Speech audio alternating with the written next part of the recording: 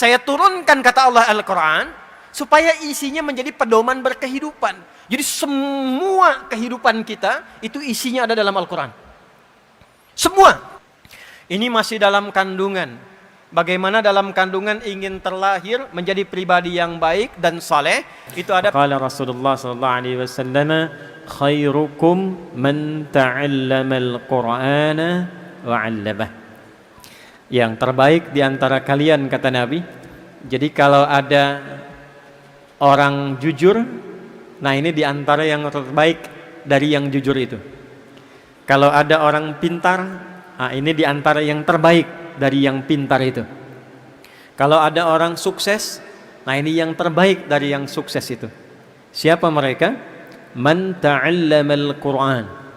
Ialah orang yang belajar Al-Quran dengan sungguh-sungguh. Karena itu Nabi tidak menggunakan kata darasa. Darasa itu asalnya pelajaran dasar. Tempatnya disebut madrasah. Karena itu SD disebut madrasah ibtidaiyah. Ya, sekolah dasar yang diberikan pelajaran-pelajaran dasar. Kalau dia sudah menggunakan bentuk sungguh-sungguh, serius, dan yang dikajinya pokok ilmu, maka turunan kata ilmunya ditarik, menggunakan ta untuk menunjukkan kesungguhan, pakai tasydid sebelum akhir untuk menunjukkan semangat berlipat karena tidak mudah melakukannya. Maka berubah menjadi ta'allama yata'allamu. Jadi yang pertama, hadis ini ingin mengatakan Quran itu mengantarkan pada kesuksesan. Jadi tidak ada orang belajar Quran yang tidak sukses, itu nggak ada. Silahkan cek, ya. Utsman bin Affan radhiyallahu taala anhu jadi kaya banget. Ingat ya, kaya itu dibagi tiga ya. Ada kaya, kaya banget. Yang ketiga kebangetan kayanya tuh. Ada tiga ya. Utsman bin Affan itu jadi kaya banget ketika beliau berikhtiar dengan manajemen bisnisnya. Tapi menjadi kebangetan kayanya ketika belajar tentang pedoman-pedoman bisnis dalam Al-Quran. Itu yang nanti dituangkan oleh Al-Imam Al-Bukhari. Dari 97 topik, ada satu topik tentang bab bisnis, kitabul buyu' namanya. Jadi ketika belajar Al-Quran, dipahamkan oleh Nabi, berubah, bertransformasi. Dagang tetap dagang, tapi asetnya meningkat itu. Dari yang kaya menjadi kebangetan kayaannya. Saking kebangetan kayanya, itu asetnya sekarang masih ada dan dialih fungsikan menjadi hotel. Jadi kalau Anda ya nanti insya Allah punya rezeki ya umrah, mudah-mudahan yang belum disegerakan ya. Nah, tidak cukup dengan amin, nabung tuh. Ya. Nabung. Itu kalau sampai Madinah, biasanya kita belok dulu dari belakang. Sekarang ada hotel, warnanya itu krem, ya, tinggi bangunannya. Itu dituliskan jelas wakaf Utsman bin Affan radhiyallahu taala anhu. Wakafnya Sayyidina Utsman bin Affan. Sampai sekarang masih ada. Abdurrahman bin Auf itu dari yang tadinya kaya masuk Islam, kemudian maaf sekali ya, diambil semua, dirampas kekayaannya oleh orang-orang Quraisy pada masa itu. Lalu dibiarkan beliau untuk hijrah. Sengaja tidak dieksekusi untuk menunjukkan pesan, nih kalau masuk Islam resikonya begini. Kehilangan harta, kehilangan bahkan semua yang melekat di tubuh, mesti jalan lebih dari 400 kilo belum tentu selamat. Tapi konsisten dengan hijrahnya, belajar kemudian secara profesional dengan Nabi, dibimbing oleh Rasulullah, setelah belajar dari Al-Quran, itu melahirkan transformasi kekayaan.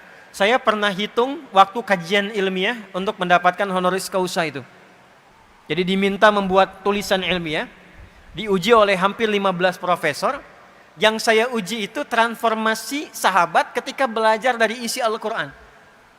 Abdurrahman bin Auf radhiyallahu ta'ala anhu, itu sampai menghasilkan aset dalam hidupnya, kalau dikonversi sekarang, jumlahnya kurang lebih 72.000 triliun.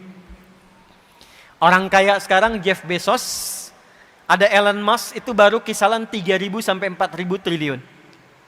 Jadi pebisnis belajar dari Quran makin sukses.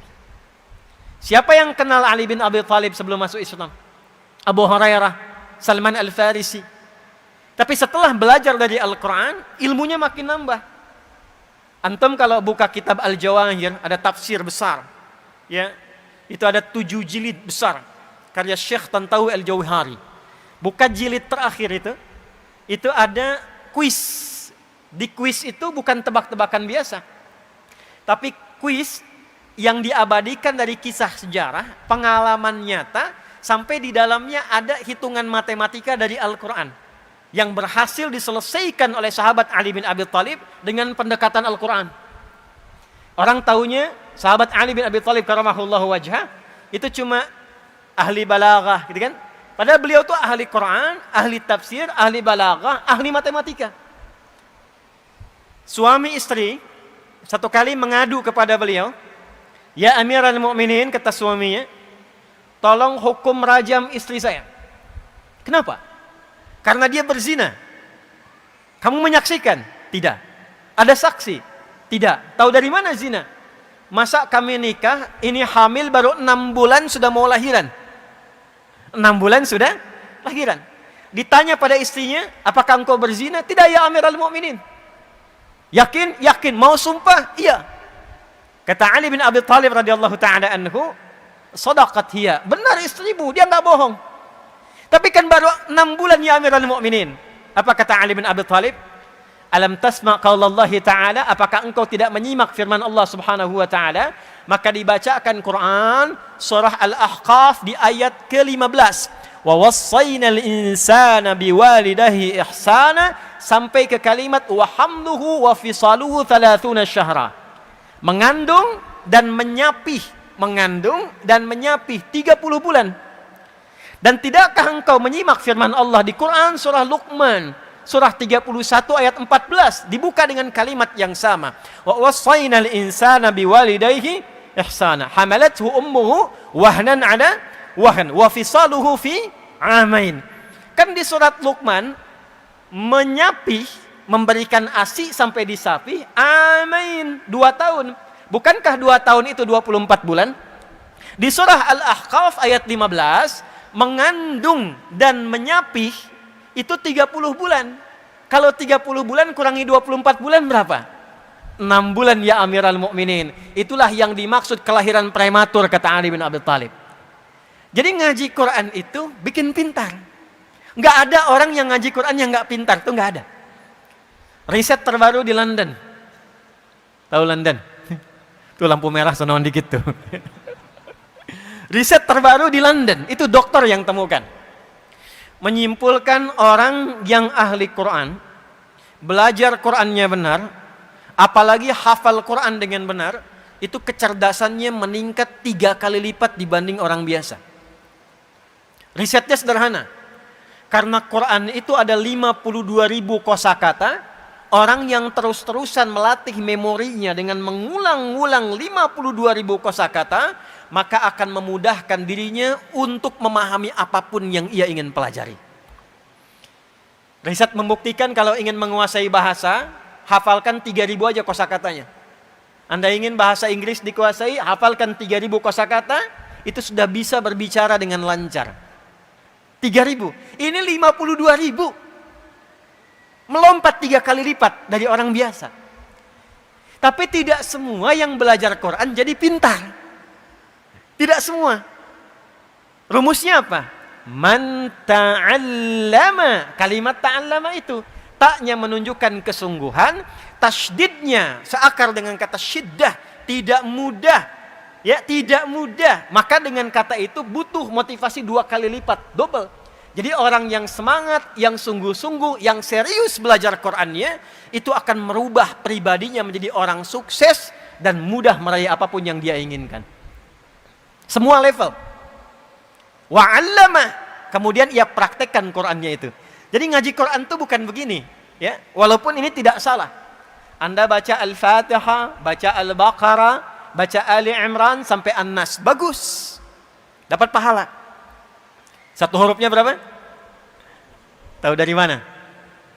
At-Tirmidzi nomor hadis 2910. Man qara'a harfan min kitabillahi falahu 10 hasanat. Siapa yang membaca satu huruf dari Al-Quran, baca satu huruf saja. Nun, satu huruf. Itu setara dengan 10 kebaikan.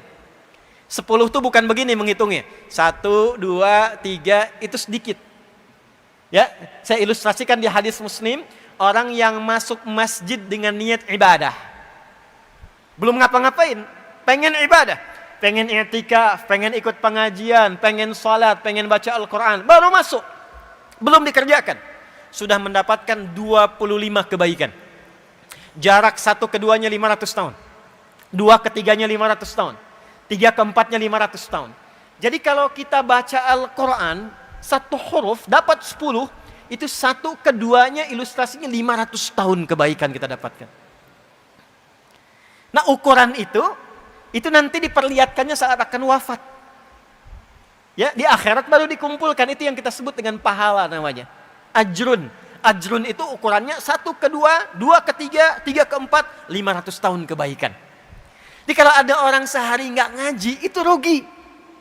Rugi. Apalagi kalau salahnya banyak. Ya? Apalagi kalau salahnya banyak, solehnya sedikit, salahnya banyak, cita-citanya surga Firdaus. Ya, sesurga dengan Nabi lagi, kan? Nih contohnya nih, siapa yang pengen masuk surga Firdaus? Boleh angkat tangan. Baik. Yang pengen sesurga dengan Nabi boleh angkat tangan. Baik, turunkan. Yang salahnya banyak boleh angkat tangan. Tuh. Nah ini contohnya. Nah maka Nabi memberi rumus, ada amalan cerdas. Amalan cerdas yang saat dikerjakan, amalan sedikit, prinsip ekonomi. Bekal sedikit tapi keuntungan banyak. Nah, itu banyak dalam Islam, diantaranya Al-Quran. Ya, kalau ada orang berbuat salah, dihitungnya berapa? 1 kan? Ya, tapi jangan mudah mengatakan 1 tuh. Dari pagi sampai siang ini sudah berapa dikoleksi kesalahan tuh? Mata salah lihat kan? Telinga salah dengar. Tadi sebelum saya datang pikiran sudah salah tuh. Ustadznya kemana sih? Jam berapa dimulai? Udah kumpul tuh. Tutup dengan 1. Nun. Lumayan gitu ya. Hilangkan. 1 dapat 10. Nah kalau ngajinya begitu, dapat kita pahala. Tapi isi Quran, fungsi Quran sebagai hudan tidak kita rasakan. Akhirnya Al-Quran hanya menjadi ayat yang tertuliskan di mushaf, terdengar suaranya lewat bacaan. Yasin, terdengar, tertulis di mushaf. Alif, Lam, Mim, tertulis di mushaf, terdengar lewat suara. Ya, dapat pahala. Tapi barakah Quran yang jadi hudan. Dan itu inti Quran diturunkan. Syahrul Ramadan alladzi unzila fihil Quran hudan linnas. Saya turunkan kata Allah Al-Quran supaya isinya menjadi pedoman berkehidupan. Jadi semua kehidupan kita itu isinya ada dalam Al-Quran. Semua hajat hidup kita. Ya, saya baca cepat ya. Tidak usah ditulis, saya baca cepat saja karena direkam teman-teman nanti bisa cek kembali ya. Misal saya kasih gambaran saja. Ini masih dalam kandungan. Bagaimana dalam kandungan ingin terlahir menjadi pribadi yang baik dan saleh, itu ada petunjuknya di Quran surah ke-7 ayat 189. Kemudian terlahir, amalan pertama apa bagi seorang ibu yang baru punya anak untuk memberikan ASI maksimal selama 2 tahun? Amalan pertama apa bagi suami yang baru jadi ayah dan punya anak pertama? Turun Quran surah kedua ayat 233. Sampai usia 2 tahun ke menjelang baligh, amalan pertama apa yang mendekatkan dia dengan Allah? Taat pada orang tuanya dan mengenal lingkungan dengan baik. Turun Quran surah Luqman surah 31 ayat 13 sampai ayat 19. Ketika dia mulai belajar, bagaimana belajar yang bisa memahamkan dia sehingga dia bisa bawa pulang pemahaman itu dan mengajarkan kembali. Turun Quran surah 9 ayat 122. Bagaimana mencari tempat belajar yang saat bersamaan menguatkan pengetahuan dan meningkatkan imannya. Turun Quran di surah ke-58 ayat yang ke-11. Lalu dalam pelajaran itu dia mulai menyebar. Ya, kadang-kadang orang Surabaya ke Jakarta, ada yang ke Timur Tengah, ada yang ke Amerika, menemukan tempat baru. bertempat yang baru, ketemu orang baru, tapi tetap menjaga sikap takwanya. Turun Quran surah 49 ayat ke-13. Kalau menemukan jodohnya di situ, bagaimana cara melamarnya? Turun Quran surah keempat ayat yang keempat. Terjadi pernikahan, Quran ke-30 ayat ke-21. Tugas pertama saat menikah, Quran surah keempat ayat 34. Suami mulai mencari nafkah yang standar, Quran surah kedua ayat 168. Kalau pengen cepat rezekinya, baru bergerak sedikit, datang Quran surah kedua ayat 172. Kalau dia belum melakukan, sudah dijamin dibuka kemudian rizkinya, berkahnya pintu langit dan bumi, Quran surah ke-7 di ayat ke-96. Batuk. Kemudian dia mulai bekerja, tidak mudah, diminta petakan tantangannya. Kadang-kadang ada yang kecil, menengah, ada yang berat. Turun Quran surah kedua ayat 214. Solusinya di Quran surah ketiga ayat 142.